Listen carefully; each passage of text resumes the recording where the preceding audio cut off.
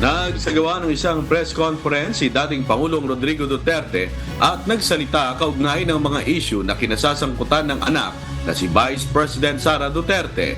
Tiwala ang dating Pangulo na kayang harapin ng kanyang anak ang mga issue na ibinabato laban dito at mas nag-aalala umano siya kay Attorney Zulieca Lopez na ngayon ay nasa Veterans Memorial Medical Center o BMMC dahil sa panic attack. Dagdag pa nito, insignificant ang issue sa Office of the Vice President at ang dapat na malaman ng mga Pilipino ay ang mas mabigat na problema ng bansa gaya ng paglilipat ng pondo ng PhilHealth. Kaugnay naman ang pahayag ni Pangulong Ferdinand Marcos Jr. sa investigasyon ng International Criminal Court o ICC sa bansa. Ayon kay Duterte, kung papayagan ito ng Pangulo ay sinisira nito ang soberanya ng bansa.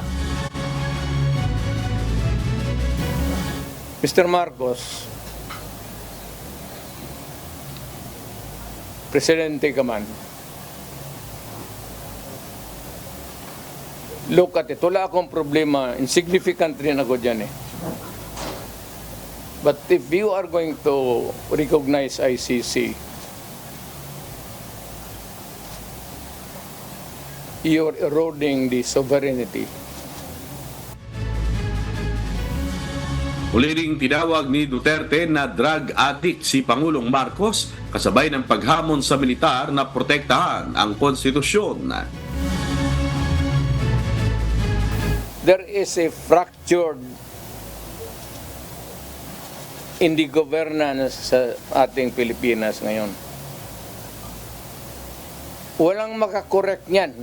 Nobody can correct Marcos. Nobody can correct Romualdez. There is no urgent remedy. So, it is only the military who says. I'm challenged to the military itself. The whole of the military, kasi sila ang supposed to be protector of the Constitution. Now, tell me, kung protector sila ng Constitution, are they willing to still protect the president who is a drug addict for another 4 years?